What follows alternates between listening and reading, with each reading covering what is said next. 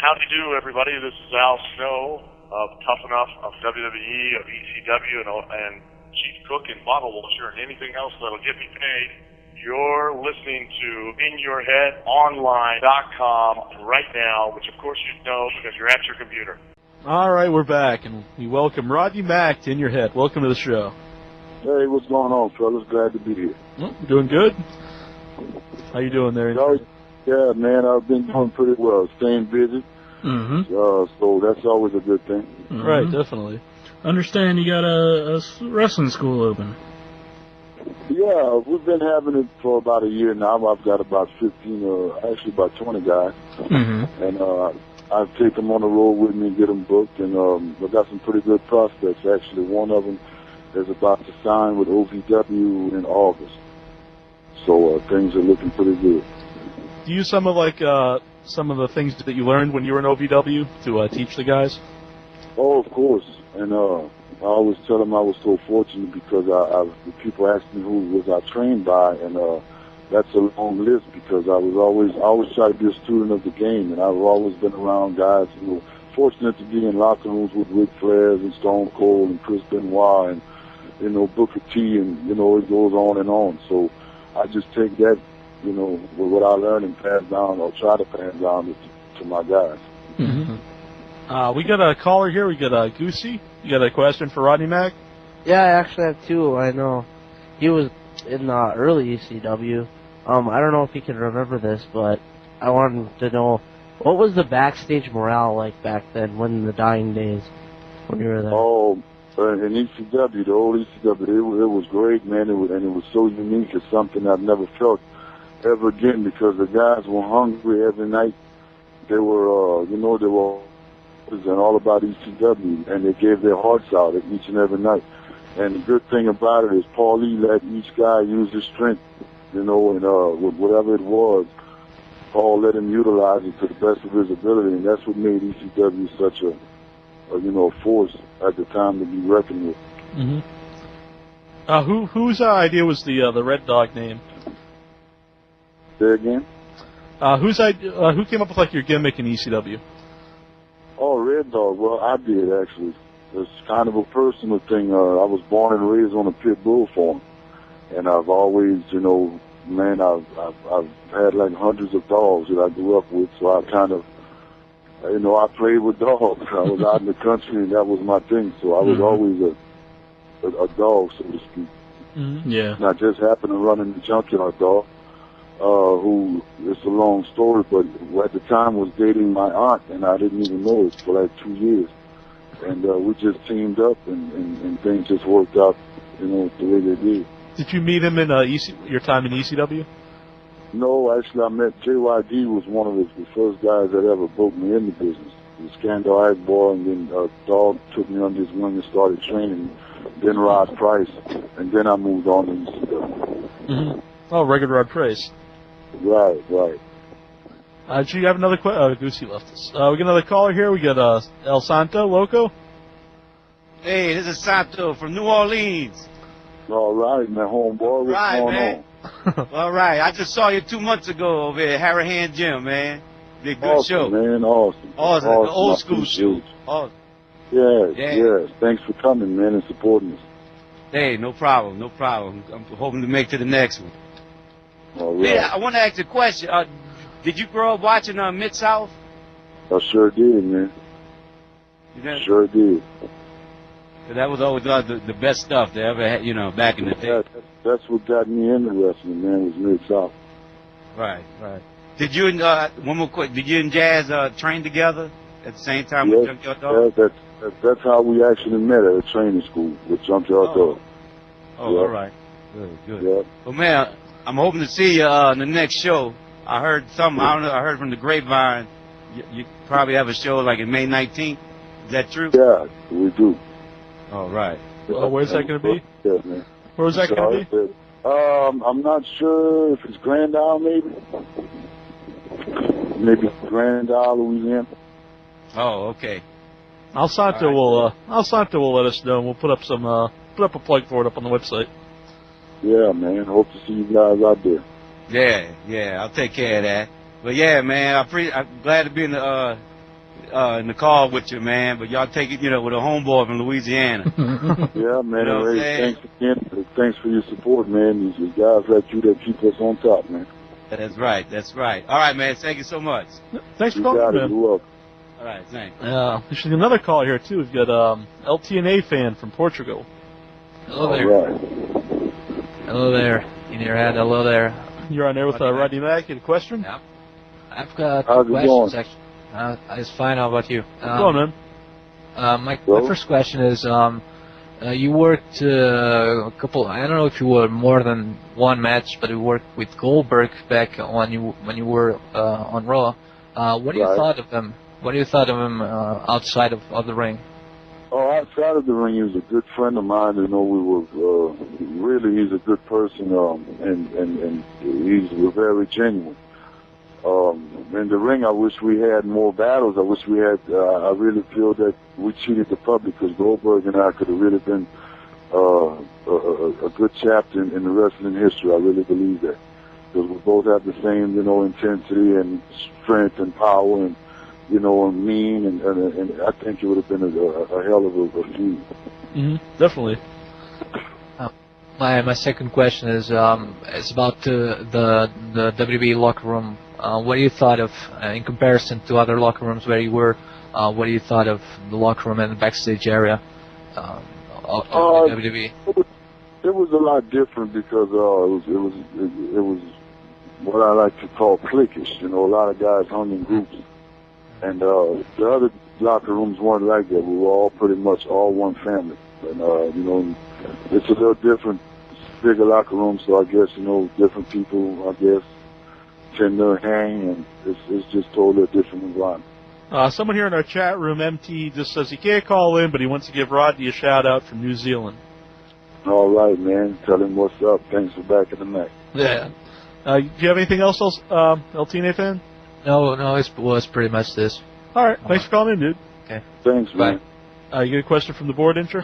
Extreme XT. He actually has a question about Christopher Nowinski. He wants to know what it was like teaming with him. Well, Chris was a great guy. Me and I are real close friends, and I had a great experience with him. He was a good guy. He worked real hard, and I don't have anything bad to say about him. He has another question here. He wants to know who came up with the idea of the White Boy Challenge. Oh, Vince McMahon did. It was Vince's idea. Yeah. Well, was there ever any plans for like a particular guy to beat you in the White Boy Challenge? Man, I have no idea. I don't know what happened with the angle. I have no idea. I don't know anything. Did you think Nowinski was Do you think Nowinski was a good fit with you? It's kind of no, totally not. I think it just killed my gimmick and exactly what the point I was trying to get across. It was totally against the gimmick. I have no idea why they did that.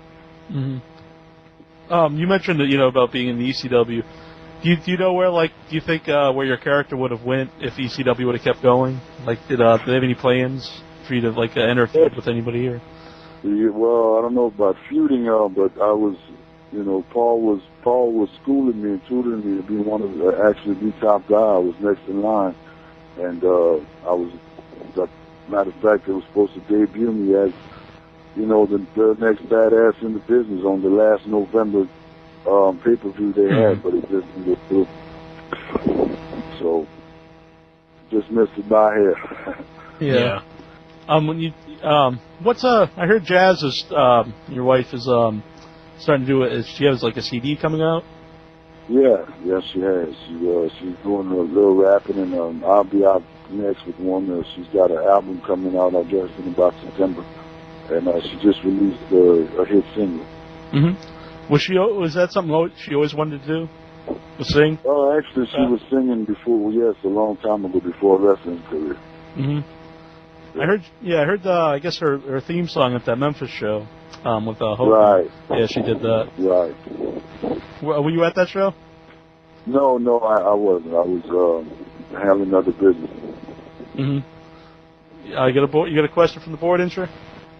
Let's see. XT wants to know again. What was it like working with Mark Henry as a tag team? Oh, he was a great guy too, man. I couldn't say nothing. You know, Mark was awesome. He took care of me. I took care of him. We were a good team. He was a good guy, and you know, injuries is what separated us and stopped our success. Mm-hmm. You mentioned about like you didn't think Nowinski was a good fit with you and stuff, but how about Teddy Long? Do you think he was a good manager? Yes, he was. Teddy's great, man. He's a great manager. We were doing good things together, and you know, it's unfortunate the way things just happened. I mean, it just stopped. There was nothing that we did. We were on a roll. We were doing great, and I guess the powers to be just decided they didn't want us to be there. So, you know, that's just the breaks, I guess. All right. I get a caller here, Chris. Yeah, hey, how are you? You're on air with Rodney Mack. You had a question? Yeah, I was wondering, the man you replaced as Theodore Long's protege, D'Lo Brown, what are your feelings on him? D'Lo was a good wrestler. He's still, you know, he's a good guy. It was just, you know, business. I had to do what I had to do. I have nothing personal against D'Lo. Matter of fact, I've wrestled him a couple of times since, and I mean, of course, there's some feelings involved, but you know, it really, it wasn't nothing that either one of us did to each other. It was just, you know, business. Anything else there, Chris? No, that's it. Thank you. Oh, thanks for calling in, dude. Yeah, man. Whose idea was it for do like the kind of the Junkyard Dog gimmick you were doing OVW? Right, the Red Dog. Yeah, with like the Right, chain and stuff. What was the question? Was it your idea to kind of do the Junkyard Dog kind of gimmick? Oh, not necessarily. Like I said, I always tried not to simulate or portray Junkyard Dog, only like maybe a howling or something, you know, that he did in. But I was, like I said, I was born and raised on a dog farm, and that was always me. It just happened to be a coincidence that we hooked up. Mm-hmm. Yeah. You got one from the board there, Incher?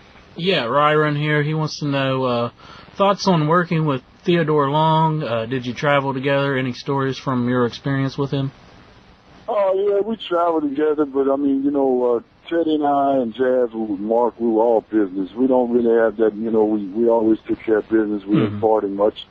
You know, we only went to the gym, and after the gym, we went on and ate and went back to the room. So it was really, we tried to keep everything on a business level and as professional as we could possibly be, you know, because we were aiming at being, you know, the top team in the WWE. And if you're trying to do that, you know, there's no room for slacking. Right. Yeah.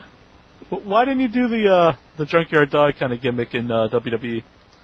Oh, Vince just said that he didn't like the gimmick, and he thought that it would remind the fans too much of Junkyard Dog. Yeah. Which is crazy. I don't know. That's a good thing. He was only $1 million guy. Right, yeah, and you said you were a Mid-South fan. He was really big there. Right. Do you still do that gimmick sometimes, like on the indie shows? I'm sorry? Do you still do that sometimes on the indie shows, the kind of Junkyard Dog stuff? A lot of people book me. Yeah, a lot of people book me as a Red Dog. But actually, I prefer doing that gimmick. Yeah. It's more me, you know. Yeah. I actually saw you at a ECW taping in Huntington, West Virginia, where you came out as Red Dog. You came out to, was it Atomic Dog? Yeah, another one. Yeah, that's right, Atomic Dog. Oh, okay. Who picked out that track for you, or did you just pick it up? Well, yeah, I did, just because of, you know, well, out of respect for JYD for one. Mm-hmm. Because he used to use that song along with another one, Bites the Dust. Okay. But I just, you know, that was just one of them things for him, man. Yeah. We just grab them cakes, so. Yeah, that too, right? Have you ever talked like with TNA? Yes. Matter of fact, I talked to him about a couple of weeks ago. It's nothing definite. We're just, you know, talking right now. I'd never really pursued him before. We were just doing the independents and, you know, we were pretty busy and doing the opening businesses and whatnot. Yeah. I was saying, would you guys like to come in as like a group, you and Jazz? Yes, most definitely. We always try to do that, establish. You know, I know why people won't utilize it, because we try to establish that we are the most dominant, you know, husband and wife team that there ever was, and that's our goal to try to, you know, accomplish that. But when it's all said and done, there'll never be a team like Jag and I. That's what he's trying to establish. Yeah, I always thought she was probably the best women's wrestler around.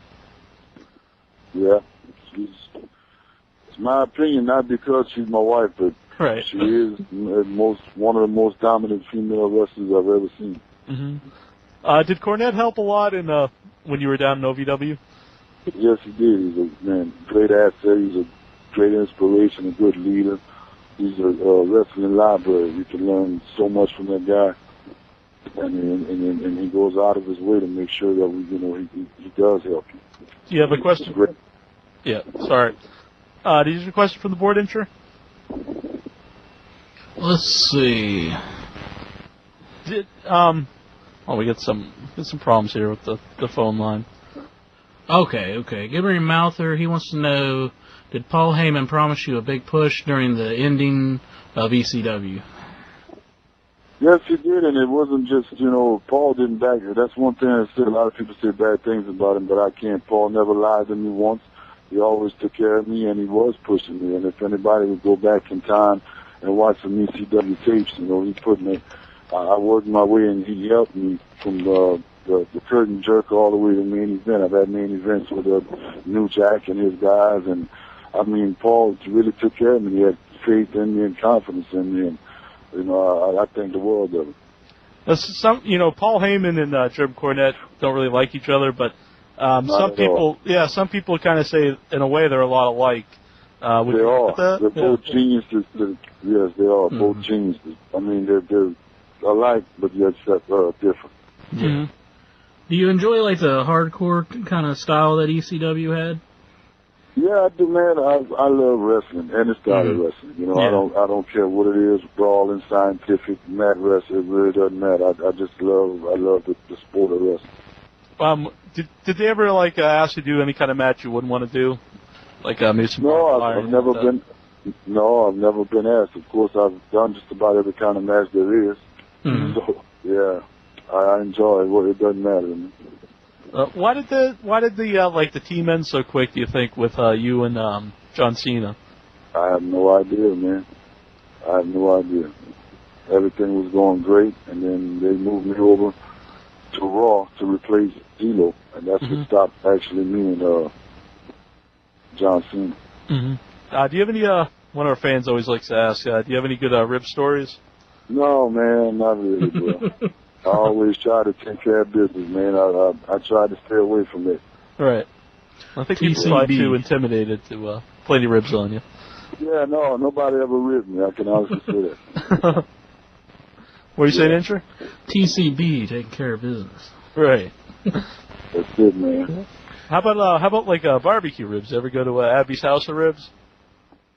I've never been, man. Never been. I've been around the place, but just so happened I was so occupied at the time I didn't get a chance to go out and eat. Yeah, I've never been there either. We always ask all our guests.